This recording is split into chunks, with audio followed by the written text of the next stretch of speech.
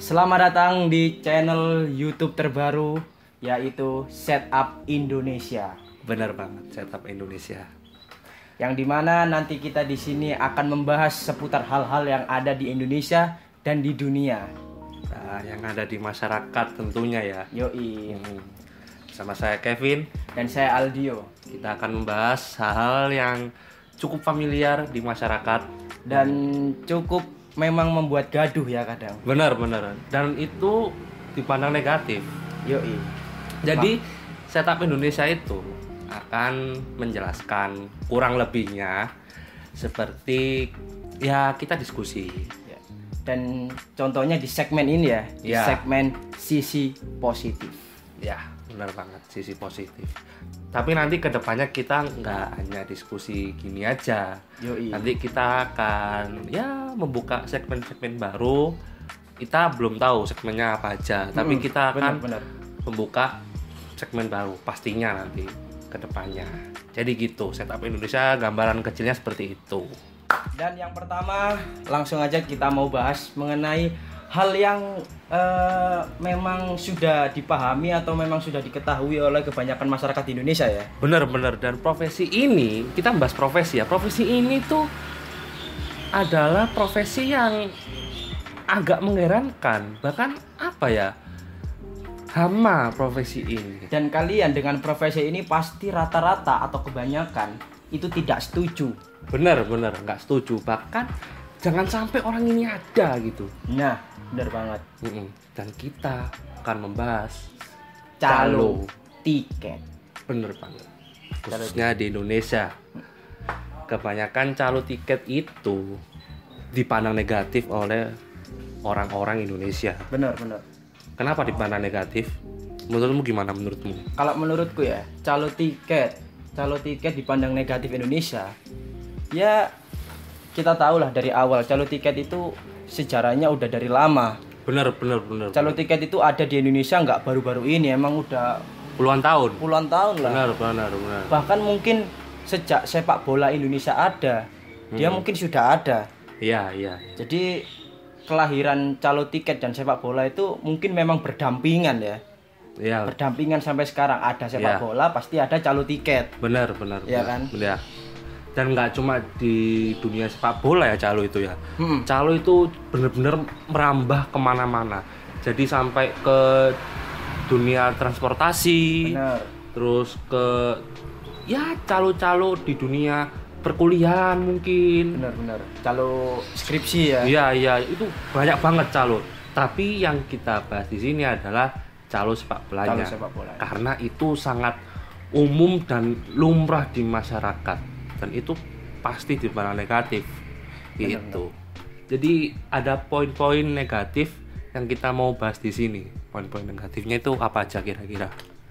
Poin-poin negatif dari calo menurutku ya, salah satunya calo itu kan memang ini untuk kebanyakan ya. Ini contohnya aku mau cerita tentang temanku yang benci mengenai calo.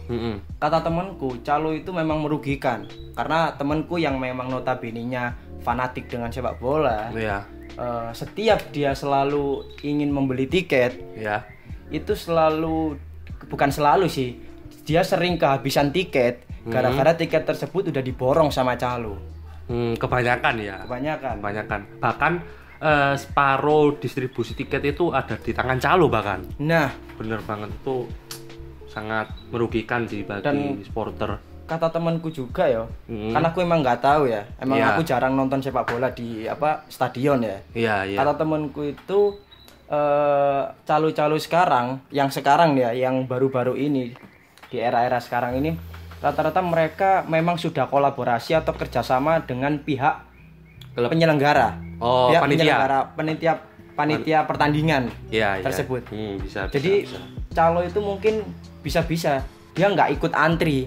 Jadi dia memang sudah dapat jatah tiket yang mungkin ya labanya dibagi dua sama panitia, ya kita nggak tahu. Atau istilahnya orang dalam ya istilahnya. Orang dalam. Iya. Ada mutualisme di antara mereka berdua, antara calo dengan panitia. Itu urusan mereka.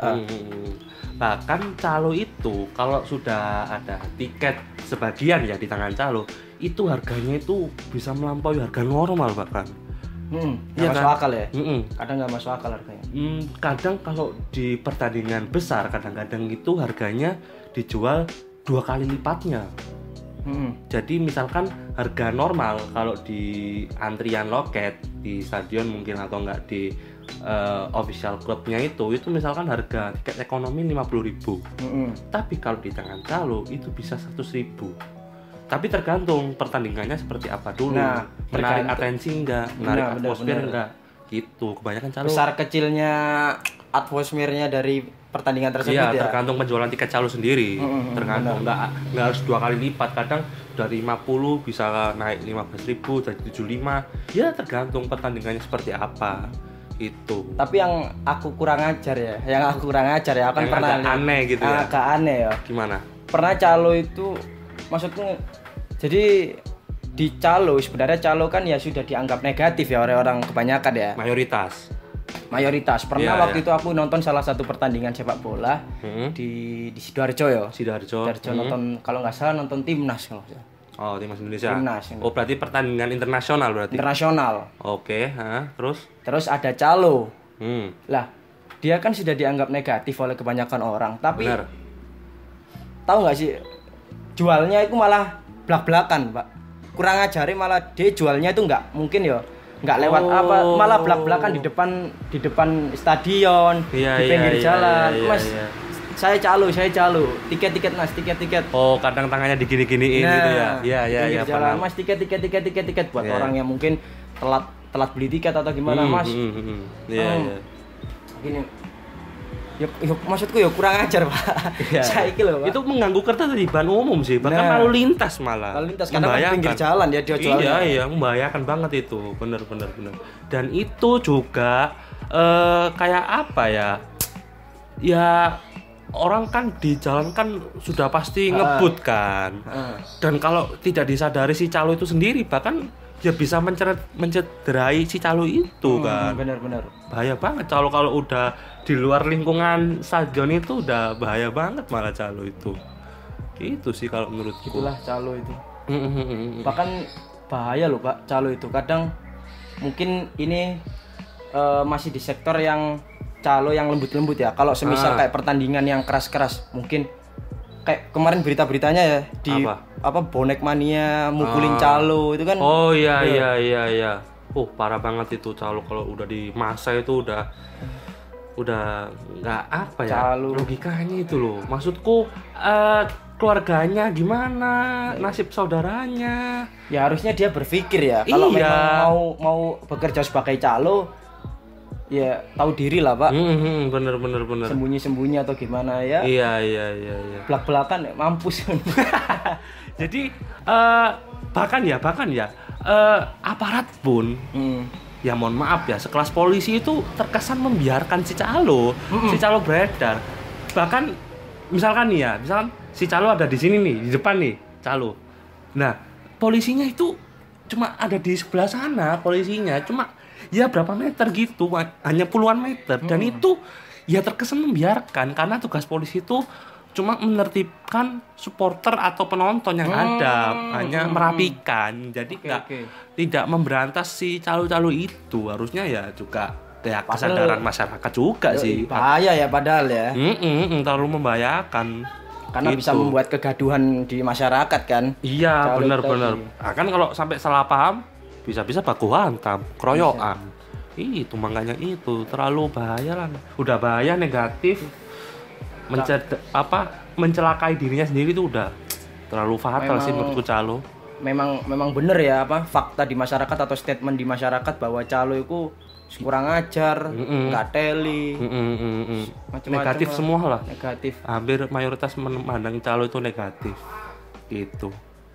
Tapi, kita di sini nggak hanya memandang calo itu sebagai sosok yang negatif, tetapi kita akan membela calo dari sisi-sisi positifnya.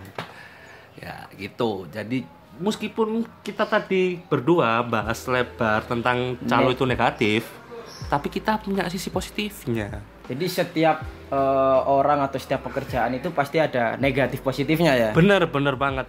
Dan sekarang kita melihat dari sudut pandang positifnya. Nah, bener banget. Positifnya yaitu apa nih kira-kira yang pertama?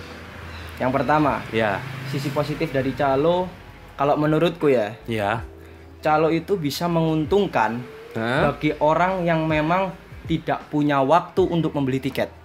Oh, jadi bisa memangkas waktu. Bisa memangkas waktu. Contoh nih. Contoh gimana? Aku ada pertandingan jam 4 sore. Ya. Tetapi karena aku bekerja, aku tidak bisa membeli tiket di awal. Oh, ya. Jadi aku harus membeli tiket dengan waktu yang mepet. Lah, tahu sendiri kan, sepak bola di Indonesia atau pertandingan di Indonesia rata-rata tiketnya itu nggak lama udah ludes. Iya, benar. Buat kita yang nggak ada waktu seperti tadi, itu sangat menguntungkan Pak Calo. Karena dia bisa menjual tiket di keadaan kita yang sedang membutuhkan banget. Nah, ya, paham. Buat orang-orang seperti kita yang tidak punya waktu untuk mengantri tiket, Calo menguntungkan. Bener banget. Meskipun harganya agak naik ya. Harganya agak naik. Tapi bagi yang punya waktu ya nggak masalah. Nggak masalah, Mas. Walaupun misalkan kan emang pengen kan, walaupun berapapun harganya kan pasti dibeli toh. Nah, itu menguntungkan menurutku Calo. Dan bahkan mungkin bagi para klub-klub di Indonesia mungkin juga menguntungkan Calo itu. Misalkan gini, klub menjual tiket katakanlah 1.000 tiket. Yoi. Nah, yang resmi terjual itu misalkan hanya 400. Jadi dari 1.000 jadi 400. Jadi sekitar berapa ya? 600. Ya nggak habis 600. Terus dijual Calo. Nah, Calo ini gunanya untuk gimana caranya itu tiket ini bisa ludes gitu loh, bisa ludes terjual. Gitu. Dan ada lagi satu sih menurutku, Calo itu menguntungkan bagi orang yang memang beruang, Pak. Ya, benar. Misalkan ada orang kaya atau ya orang memang berduit lah, males antri atau males nggak mau ambil ribet, dia bisa menggunakan jasa Calo itu tadi. Iya, benar. Ya itu untungnya bagi orang yang memang berduit ya. Benar. Tadi sih. Nggak ada salahnya sih orang berduit mau ke Calo mau ke loket ya terserah. Memang dia punya uang ya. Tapi kebanyakan ke Calo sih. Iya. Orang berduit memang bebas sama orang berduit. Gitu. Ya udahlah, itu tadi ya. Sekilas dari info mengenai negatif dan positifnya. Tapi kita ini membahas tentang positifnya Calo kan. Benar Calo. Jadi untuk segmen episode pertama ini kita bahas Calo. Segmen sisi positif. Bener. Kita membahas Calo ini sampai sini aja ya. Sampai sini aja dulu. Oke. Sekian teman-teman dari kanal Setup Indonesia. Jangan lupa like, share dan subscribe. Garing. Komennya juga. Oh ya, komen. Siapa tahu ada masukan request atau mungkin. Nah, kritik saran kita bebas. Bebas mau celah-celah bebas. Karena memang pasti komentatornya cuma sedikit ya. Iya, ya nggak apa-apa, kita tetap positif aja. Ya, oke, sekian dari saya Kevin. Saya Aldio. Goodbye.